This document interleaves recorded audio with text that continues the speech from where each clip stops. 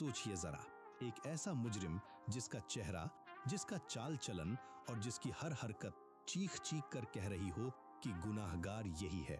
सारे सबूत उसके खिलाफ, पूरा शहर उसके खून का प्यासा और अदालत के बाहर हजारों लोग इंसाफ की मांग में सड़कों पर उतरे हुए हैं। ऐसा केस जिसे शहर का बड़े से बड़ा वकील हाथ लगाने से भी डरता है। मगर फिर एक ऐसा मोड़ आता है कि उसी मुजरिम का केस लड़ने के लिए एक बाप को अपनी बेटी की जिंदगी दांव पर लगानी पड़ती है। सच क्या है, झूठ क्या है और आखिर में इंसाफ किसके हिस्से आएगा, ये जानने के लिए बने रहिए आखिर तक। चलिए शुरू करते हैं। बात शुरू होती है एक बेहद रईस और ताकतवर आदमी से। नाम शौर्यमान गौर। ये कोई मामूली शख्स नहीं, बल्कि जनरल इलेक्शन के उम्मीदवार हर्षवर्धन गौर का इकलौता बेटा है। पैसे की कोई कमी नहीं, पावर की कोई हद नहीं, और ऐसे में अधेड़ उम्र में पहुंचकर भी शौर्यमान को जिंदगी का बस एक ही मतलब समझ आता है, पार्टी, ऐश और मौज मस्ती। शादीशुदा है, घर में एक खूबसूरत बीवी भी है, मगर साहब के शौक कुछ अलग ही हैं। नई नई लड़कियों के बिना इनका दिल ही नहीं लगता। इन दिनों शौर्यमान की नजदीकियां बढ़ी हैं एक जवान लड़की सोमा मित्तल के साथ। एक रात एक पार्टी में सोमा के साथ वक्त बिताने के बाद शौर्यमान उसे अपनी गाड़ी में लेकर निकलता है। रात के सन्नाटे में गाड़ी सड़क के किनारे आकर रुकती है। पास ही एक चाय वाला अपनी चाय बेचने के लिए इधर उधर घूम रहा था। गाड़ी रुकते देख बिक्री की उम्मीद में वो कप भरकर चाय लिए गाड़ी की तरफ बढ़ने लगा, और ठीक उसी लम्हे गाड़ी के अंदर से सोमा को धक्का देकर बाहर फेंक दिया जाता है। लहूलुहान बेसुध सोमा सड़क पर पड़ी रह जाती है। ये मंजर देखकर चाय वाला खुद सहम जाता है। खैर, इसके बाद जो होना था वही हुआ। सोमा को अस्पताल पहुंचाया गया, पुलिस आई, केस दर्ज हुआ और मामला आगे बढ़ चला। उधर अगली सुबह अवंतिका मेहरा अपनी बेटी समायरा को स्कूल लेकर जाती है। आज समायरा के स्विमिंग कंपटीशन का फाइनल राउंड है। बाकी पेरेंट्स के साथ बैठकर अवंतिका भी अपने बेटी का हौसला बढ़ा रही थी। समायरा भी शुरू से ही बड़ी अच्छी तैराकी कर रही थी, मगर अचानक समायरा बेहोश हो जाती है और उसके पोजीशन वाली जगह का पानी खून से लाल हो जाता है। फौरन उसे बचाकर अस्पताल ले जाया जाता है। इसी वक्त अर्जुन का पति, शहर का मशहूर डिफेंस लॉयर अर्जुन मेहरा, नए वकीलों को मोटिवेशनल स्पीच दे रहा था। उसके असिस्टेंट के पास बार बार अवंतिका के फोन आते हैं और स्पीच खत्म कर जैसे ही अर्जुन फोन उठाता है और माजरा समझता है, वो तुरंत अस्पताल की तरफ भागता है। अस्पताल पहुंचकर देखा तब तक समायरा को होश आ चुका था और वो बड़ी चटपट बातें भी कर रही थी। अर्जुन और अवंतिका जब डॉक्टर गालवानकार से मिलते हैं तो डॉक्टर फिलहाल कुछ खास नहीं कहते, वो बस समायरा के कुछ टेस्ट कराने को कहते हैं और फिर एक अजीब सवाल पूछ बैठते हैं, क्या ये दोनों समायरा के बायोलॉजिकल माँ बाप हैं? यानी क्या ये समायरा के असली माँ बाप हैं? डॉक्टर का ये सवाल सुनकर दोनों थोड़ा चौंक जाते हैं। खासकर अवंतिका कुछ ज्यादा ही असहज हो जाती है। वो जानना चाहते हैं कि आखिर डॉक्टर ऐसा सवाल क्यों पूछ रहे हैं। डॉक्टर गालवानकार कहते हैं इलाज के लिए जानना जरूरी है और वो दोनों को अपने ब्लड सैंपल देकर जाने को कहते हैं ताकि समायरा के डीएनए से मिलान करके देखा जा सके। समायरा अब कुछ ठीक थी तो रिलीज लेकर वो घर लौट रहे थे। तभी अर्जुन का पीए गोखले उसे फोन करके बताता है कि उनकी लॉ फर्म के बॉस अमृतपाल अर्जुन से अर्जेंट बात करना चाहते हैं, मगर अर्जुन अभी फैमिली को टाइम देगा, ये कहकर फोन काट देता है। घर लौटने के बाद उन्हें न्यूज में शौर्यमान का मामला पता चलता है। इसी वक्त अर्जुन अमृतपाल से फोन पर बात करके जानता है कि अगले दिन सुबह 11 बजे वो हर्षवर्धन गौर से मिलने जाएंगे। उनकी लॉ फर्म कई सालों से गौर फैमिली का लीगल सेक्टर संभाल रही है, तो अगले दिन अर्जुन भी बाकियों के साथ हर्षवर्धन गौर के घर जाता है। हर्षवर्धन चाहता था कि केस अर्जुन लड़े, क्योंकि एक तो उसने आज तक कोई केस हारा नहीं, और दूसरा अगर अर्जुन ये केस ना ले तो ट्रायल शुरू होने से पहले ही शौर्यमान गुनहगार साबित हो जाएगा। यानी सब यही सोचेंगे कि जब अर्जुन ने केस नहीं लिया तो जरूर शौर्यमान सचमुच मुजरिम होगा। हर्षवर्धन जब शौर्यमान को मिलवाने के लिए बुलवाता है तो थोड़ी देर बाद वो हाजिर होता है। इतना बड़ा कांड होने के बाद भी उसके अंदर जरा सी भी पछतावे की झलक नहीं थी, इसलिए अर्जुन साफ कह देता है कि वो ये केस नहीं लेगा। अर्जुन उठकर जाने लगा, तभी शौर्यमान उसे रोककर कहता है, तुमने आज तक कोई केस नहीं हारा, मेरा केस लेने से तुम्हारा वो रिकॉर्ड नहीं टूटेगा, इस बात का यकीन रखो, क्योंकि मैं बेगुनाह हूँ। अर्जुन फिर भी कोई दिलचस्पी नहीं दिखाता। तो हर्षवर्धन पूछता है, मैं तुम्हारे लिए क्या कर सकता हूँ जिसके बदले तुम ये केस लेने को राजी हो जाओ? अर्जुन कहता है, कोई चमत्कार ही हो जाए तो अलग बात है, वरना वो ये केस नहीं ले रहा। यानी उसने क्लियर कट कह दिया कि उसके पास ये केस लेने का कोई चांस ही नहीं है। अपना जवाब देकर अर्जुन वहां से निकल जाता है। अर्जुन के इस रवैये से उसके बॉस थोड़े अपसेट हो जाते हैं। वो अर्जुन को कन्विंस करने की कोशिश करते हैं कि वो केस ले ले। अर्जुन कहता है वो इसीलिए तो ये केस नहीं लेगा क्योंकि हर्षवर्धन उसकी रेपुटेशन का फायदा उठाना चाहता है। चूंकि अर्जुन ने कोई केस हारा नहीं तो उसकी एक साख है, इसलिए अगर अर्जुन केस ले तो वो जनता के सामने आसानी से शौर्यमान को बेगुनाह साबित कर पाएगा। बस इसीलिए अर्जुन ये केस नहीं लेगा। वो लोग बहस कर ही रहे थे, तभी पता चलता है कि शौर्यमान के केस में सोमा की तरफ से जो पब्लिक प्रोसिक्यूटर था उसे अचानक हार्ट अटैक आ गया और वो क्रिटिकल कंडीशन में है, इसलिए केस माधुरा बैनर्जी को हैंडओवर किया जा रहा है। माधुरा अभी जूनियर लॉयर है, बल्कि वो तो अर्जुन की स्टूडेंट भी रह चुकी है, इसलिए उसके हाथ में केस जाने से अर्जुन भी हैरान हो जाता है। और मजे की बात, पूरी दुनिया के जान जाने के बाद सबसे आखिर में माधुरा को एक खबर मिलती है कि उसे इस केस की प्रोसिक्यूशन यानी सरकारी वकील की जिम्मेदारी मिल रही है। वैसे उसे पता चलेगा भी कैसे? वकालत तो उसका पार्ट टाइम काम है, असली काम तो घर है। घर का बाजार सौदा करके खाना वाना बनाकर सारे काम निपटाने के बाद ही वो कोर्ट जा पाती है। खैर, इधर अगले दिन अर्जुन और अवंतिका अस्पताल जाकर डॉक्टर गालवानकर से मिलने पहुंचते हैं। डॉक्टर बिना कोई लाग लपेट के बता देते हैं समायरा को एडवांस स्टेज का ल्यूकीमिया है यानी कैंसर। दोनों में से कोई भी इस बात को हजम नहीं कर पा रहा था। इतनी सी बच्ची को कैंसर, वो भला कैसे माने? उनका गम ठंडा भी नहीं होता कि डॉक्टर बताते हैं समायरा का इलाज अभी से शुरू करना होगा और इलाज के लिए उसका स्टेम सेल ट्रांसप्लांट जरूरी है। मगर स्टेम सेल ट्रांसप्लांट के लिए मरीज के असली माँ बाप के डीएनए से परफेक्ट मैच होना चाहिए। डॉक्टर ने इन दोनों का ही डीएनए मैच करके देखा, मगर अफसोस इनका डीएनए परफेक्टली मैच नहीं कर रहा। दरअसल अवंतिका समायरा की असली माँ तो है, मगर अर्जुन उसका असली बाप नहीं। समायरा का बाप कोई और है। हालांकि ये बात अर्जुन खुद भी जानता था, मगर उससे भी ज्यादा खतरनाक बात यह है कि समायरा का बायोलॉजिकल बाप है शौर्यमान। अर्जुन के साथ अवंतिका की शादी से पहले शौर्यमान और अवंतिका का रिलेशन था। शौर्यमान अवंतिका को इस्तेमाल करके बाद में उसे छोड़ देता है। सब कुछ जानते बूझते हुए भी बाद में अर्जुन ने अवंतिका से शादी की। अब चूंकि शौर्यमान समायरा का बाप है तो स्टेम सेल ट्रांसप्लांट के लिए शौर्यमान का बोन मैरो चाहिए। इसलिए अपनी दुश्मनी दिल में दबाकर अर्जुन शौर्यमान के पास जाकर ये बात बताता है।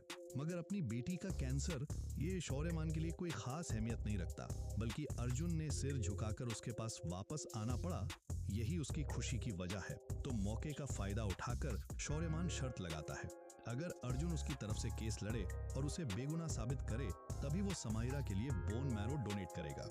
और कोई रास्ता न होने पर अर्जुन शौर्यमान की शर्त पे राजी हो जाता है। इसके बाद शौर्यमान का ब्लड सैंपल कलेक्ट करके समायरा के डीएनए से मैच करके देखा जाता है।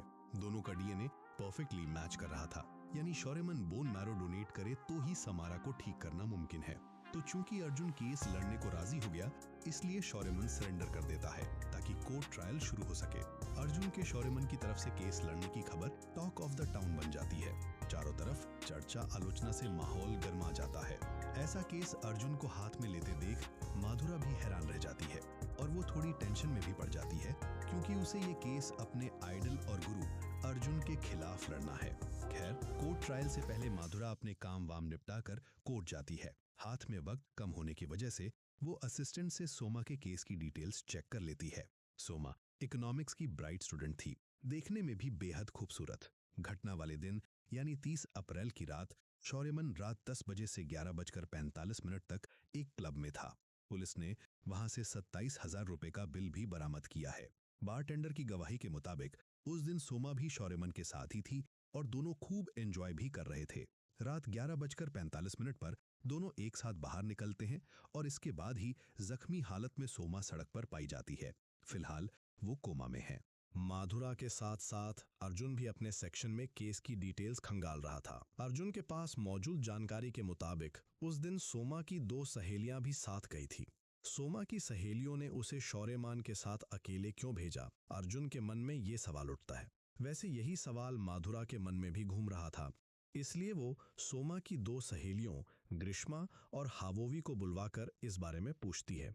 उनसे जितना पता चलता है, सोमा को शुगर डैडी टाइप के लोग ज्यादा पसंद थे, इसलिए वो इन्हीं लोगों को डेट करती थी। दोनों पक्ष केस की डिटेल्स और खंगालते हैं, जैसे वहां एक चाय वाला आई विटनेस था। माधुरा उसे बुलाकर पूछताछ करती है और उसका स्टेटमेंट कलेक्ट कर लेती है। शौर्यमान और उसकी बीवी का भी स्टेटमेंट लिया जाता है। दोनों के बयान के मुताबिक शौर्यमान रात 1 बजे से पहले ही घर लौट आया था। यहाँ इंटरेस्टिंग फैक्ट ये है कि सोमा का हादसा भी 1 बजे के वक्त ही हुआ था। मंदिर से आते जाते कुछ लोग सोमा को जख्मी हालत में पड़ा देखकर उसी वक्त अस्पताल ले जाते हैं। अस्पताल पहुंचाने के बाद पता चलता है सोमा की गर्दन पर वार किया गया है। जुगलर वेन कट जाने की वजह से ज्यादा खून बहने से वो मरने के करीब पहुंच गई थी और अब भी कोमा में ही है। शारीरिक तौर पर कोई रिकवरी नहीं हुई।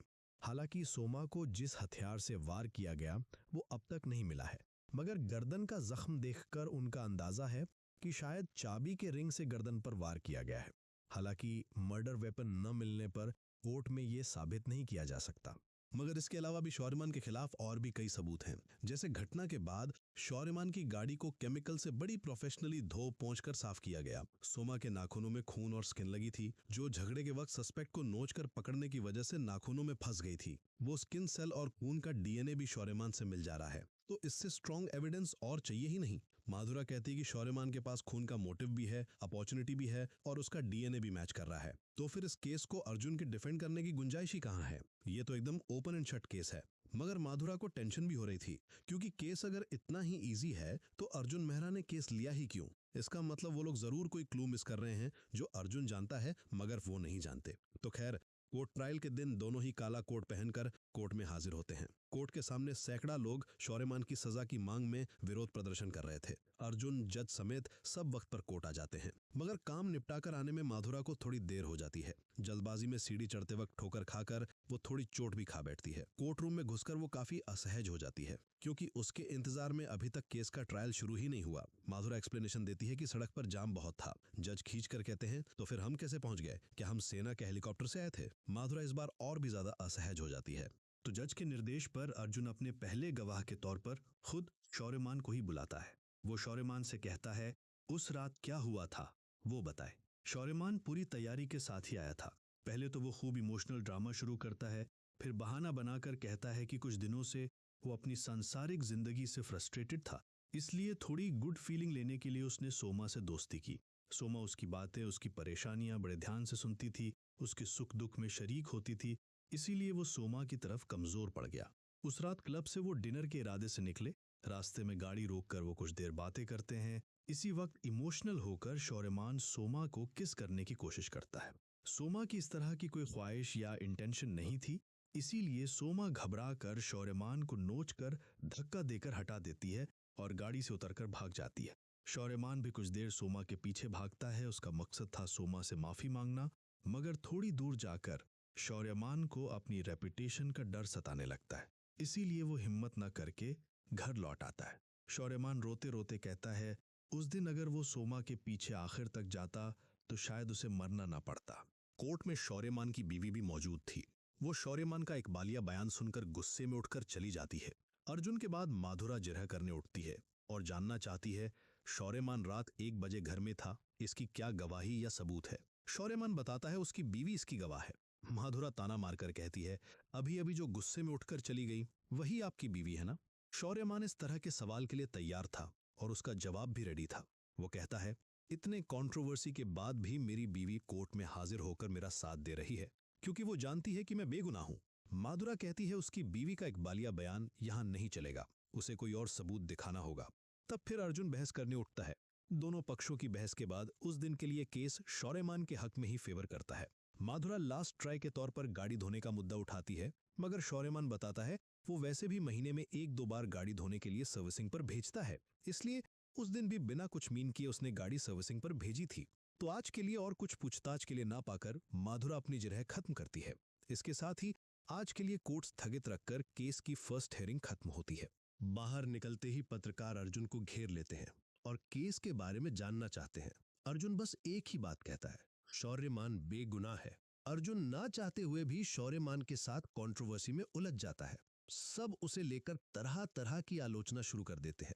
आलोचना का कुछ हिस्सा समायरा के कानों तक भी जाता है। उसकी सहेलियां बाप के काम के लिए उसे उल्टा सीधा सुनाने लगती हैं, इसलिए समायरा घर लौटकर खूब रोती धोती है। माँ बाप उसे समझाते हैं कि सबने उससे झूठ कहा है। इसी बीच फिर से समायरा की नाक से ब्लीडिंग शुरू हो जाती है, तो वो समायरा को संभालने में लग जाते हैं। समायरा की कंडीशन में अर्जुन और भी ज्यादा टेंशन में पड़ जाता है। उसके हाथ में सिर्फ 2 हफ्ते का वक्त है। इन 2 हफ्तों के अंदर ही शौर्यमान को बेगुनाह साबित करके समायरा का इलाज शुरू कराना होगा। तो अगली हियरिंग में माधुरा उस रात के चाय वाले को गवाह के तौर पर बुलाती है। चाय वाला बताता है उस दिन उसने क्या देखा था। माधुरा पूछती है उस दिन गाड़ी में जो था उसे देखकर वो पहचान पाएगा या नहीं। तब चाय वाला शौर्यमान की तरफ पॉइंट आउट करता है। गवाह को डिफेंड करने के लिए इस बार अर्जुन उठ खड़ा होता है। वो चाय वाले को कुछ गाड़ियों की फोटो दिखाकर पूछता है उस रात इनमें से कौन सी गाड़ी से सोमा को फेंका गया था। चाय वाला भला इतनी गाड़ियों के बारे में क्या जानता, इसलिए वो कंफ्यूज होकर सहम जाता है। तब अर्जुन पूछता है उसने रात के अंधेरे में उस दिन शौर्यमान को कैसे पहचाना। इस बार चाय वाला और भी सहम जाता है और मान लेता है कि स्टेटमेंट लेते वक्त पुलिस ने उसे शौर्यमान की फोटो दिखाकर कहा था कि गुनहगार यही है। जाहिर है अर्जुन इस बात को पॉइंट आउट करके केस अपने फेवर में ले आता है। वो चाय वाले को और घबराने के लिए कहता है झूठी गवाही देने के लिए पुलिस ने आपको कितने पैसे रिश्वत दिए, आप भी अपराध में शामिल हैं। चाय वाला सीधा साधा आदमी, दहशत में इस बार उसकी जान जाए जाए वाली हालत हो जाती है। इसके बाद अर्जुन ताबूत में आखिरी कील ठोकने के लिए पूछता है वो तो सोमा को जानता था, तो फिर सोमा को गाड़ी से गिरते देखकर भी उसने मदद क्यों नहीं की, क्योंकि सोमा को मंदिर से लौटते कुछ लोगों ने पहले देखकर अस्पताल पहुंचाया था। चाय वाला कहता है वो उस वक्त डर गया था क्योंकि ये पुलिस का झमेला है। अर्जुन तुरंत बात को पॉइंट आउट करके कहता है लोग पुलिस से डरते हैं क्योंकि पुलिस सबको परेशान करती है। उसी तरह उसके क्लाइंट शौर्यमान को भी परेशान किया जा रहा है। चाय वाले की आखिरी कुछ गवाही उसके पुलिस को दिए स्टेटमेंट में नहीं थी, इसलिए प्रोसिक्यूशन माधुरा और इन्वेस्टिगेशन ऑफिसर काफी मुश्किल में पड़ जाते हैं। जज उन्हें सबूतों के बारे में सतर्क कर देते हैं और उस दिन के लिए कोर्ट स्थगित रखते हैं। उस दिन के कोर्ट के बाद अवंतिका सोमा की सोशल मीडिया की सारी एक्टिविटी लॉग्स कलेक्ट करके अर्जुन को देती है। हालांकि अर्जुन की डिजिटल लॉग में ज्यादा दिलचस्पी नहीं थी, मगर इन्हीं के अंदर उसे एक अहम क्लू मिल जाता है। अगले दिन कोर्ट में सोमा की मां अर्जुन से मिलकर जानना चाहती है सोमा के बॉयफ्रेंड अभिमन्यु को क्यों बुलाया गया है। सोमा की मां अभिमन्यु का कैरेक्टर सर्टिफिकेट देकर कहती है कि वो बहुत अच्छा लड़का है, इस सब से उसका कोई लेना देना नहीं। अर्जुन उसे इस सब के अंदर न घसीटे। साथ ही सोमा की मां अफसोस करके कहती है उसकी बेटी भी बहुत अच्छी है, वो रैंक करने वाली स्टूडेंट है, सोमा का बहुत अच्छा फ्यूचर था, मगर शौर्यमान नाम के उस शैतान ने उसकी जिंदगी बर्बाद कर दी। फिर भी अर्जुन शौर्यमान का केस लड़ रहा है, इस पर भी वो अफसोस जताती है। अर्जुन बस इतना कहता है कि वो अपना काम कर रहा है। हालांकि उस औरत की बातों से उसे अपने आप ही खुद पर बहुत शर्म आ रही थी, क्योंकि वो जानबूझकर एक क्रिमिनल का केस लड़ रहा है। खैर, अगली हियरिंग में अभिमन्यु को गवाह के कटघरे में लाया जाता है। अर्जुन जब अभिमन्यु और सोमा के रिलेशन की बात पूछता है तो अभिमन्यु बताता है वो सोमा से बेहद प्यार करता था। तब अर्जुन जानना चाहता है इतना ही प्यार करता है तो अभिमन्यु एक बार भी सोमा को अस्पताल देखने क्यों नहीं आया। अर्जुन इस बार 30 अप्रैल की यानी घटना वाले दिन की अभिमन्यु और सोमा की चैटिंग का एक स्क्रीनशॉट दिखाता है। चैटिंग के मैसेज के मुताबिक उस दिन सोमा और अभिमन्यु के बीच जबरदस्त झगड़ा हुआ था। अभिमन्यु ने सोमा को कैरेक्टरलेस, बेहया बहुत कुछ बोलकर गाली गलौज की थी, बल्कि दोनों का रिश्ता ब्रेकअप के मुकाम तक भी पहुंच गया था। ये मैसेज इशारा करते हैं कि अभिमन्यु के पास भी सोमा की हत्या का काफी मोटिव है। इस मोड़ पर अभिमन्यु भड़क जाता है और कहता है सोमा दुष्चरित्र लड़की थी, उसके जैसी लड़कियां फ्री ड्रिंक और डिनर के लिए सब कुछ कर सकती हैं। अभिमन्यु की बात सुनकर अर्जुन उसे डांट कर रोक देता है। एक तो अर्जुन को इस केस को लेकर अपराध बोध है, सोमा की मां की तरफ शर्म से वो देख तक नहीं पाता, और दूसरा वो खुद भी एक बेटी का बाप है, इसलिए कोर्ट में खड़े होकर किसी लड़की के बारे में बकवास बातें कहना वो मन से बर्दाश्त नहीं कर पाता। इसलिए वो अभिमन्यु को कड़े शब्दों में सतर्क कर देता है। उस दिन और कोई गवाह ना होने की वजह से कोर्ट स्थगित रखा जाता है। अर्जुन घर लौटकर बीवी के पास अपनी फ्रस्ट्रेशन उगलने लगता है। अर्जुन जानता है वो जो कर रहा है उसमें उसकी अपनी मां भी अगर कोर्ट में मौजूद होती तो वो भी शर्म से सिर झुकाए बैठी रहती। अवंतिका अर्जुन को सीने से लगाकर शांत करती है और समझाती है वो जो कर रहा है बेटी को बचाने के लिए ही कर रहा है। अपनी सगी बेटी ना होने के बावजूद अपनी बेटी से ज्यादा प्यार, यही तो अर्जुन का अनोखा गुण है। खैर, अगले ट्रायल में माधुरा नए एविडेंस के साथ हाजिर होती है। उसका एविडेंस है शौर्यमान की गाड़ी की चाबी। एविडेंस के बारे में तफसील से बताने के लिए माधुरा फोरेंसिक डॉक्टर आशुतोष घोष को कटघरे में बुलाती है। डॉक्टर बताते हैं उन्होंने शौर्यमान की गाड़ी का फोरेंसिक टेस्ट किया था। केमिकल से गाड़ी क्लीन करने के बाद भी गाड़ी में खून के ट्रेस मिले हैं, इसके अलावा गाड़ी की चाबी से वो खून का सैंपल कलेक्ट कर पाए हैं और उस खून का डीएनए एकदम सोमा से मिल गया है। ये सुनते ही अदालत का पूरा माहौल ही चेंज हो जाता है। इसके अलावा माधुरा एक पेट्रोल पंप की सीसीटीवी फुटेज दिखाकर उसके वक्त से मिलाकर साबित करने की कोशिश करती है कि सोमा पर अटैक के वक्त अभिमन्यु इस शहर में था ही नहीं। अर्जुन युक्ति तर्क पेश करने की कोशिश करता है मगर कोई खास फायदा नहीं होता। इसलिए आज का ट्रायल माधुरा के फेवर में रहते हुए कोर्ट स्थगित रखा जाता है। कोर्ट के बाद अर्जुन गुस्से में शौर्यमान के पास जाकर जानना चाहता है उसकी गाड़ी की चाबी में सोमा का खून कैसे आया। शौर्यमान इस बार मान लेता है सोमा ने पहले उस पर अटैक किया था, इसलिए सेल्फ डिफेंस करते हुए अचानक सोमा को चोट लग गई। वो इस तरह बातें कर रहा था जैसे उसकी कोई जिम्मेदारी ही नहीं, और फिर वो अवंतिका और समायरा को लेकर भी बकवास बातें करने लगता है। इसलिए अर्जुन गुस्से में उसे घूंसा मारकर गिरा देता है। तब शौर्यमान भी बैकफायर करके कहता है वो पूरी लीगल टीम बदल देगा, अर्जुन को अपने वकील से हटा देगा, बल्कि वो समायरा को बोन मैरो भी नहीं देगा। ये सब सुनकर अर्जुन कमजोर पड़ जाता है और रिक्वेस्ट करके भरोसा दिलाकर कहता है इतने सब के बाद भी वो शौर्यमान को इस केस से आजाद कराएगा। मगर ये केस और भी उलझ जाता है क्योंकि कोमा में पड़ी सोमा और सरवाइव ना कर पाने की वजह से मर जाती है। इससे अटेम्प्ट टू मर्डर का केस अब मर्डर केस में बदल जाता है। सोमा की मौत पर जनता और भी ज्यादा भड़क उठती है। जल्द से जल्द शौर्यमान की सजा पक्की करने के लिए प्रेशर आने लगता है। इतने सब के बीच भी अर्जुन दृढ़ता से कहता है वो ये केस जीतेगा ही।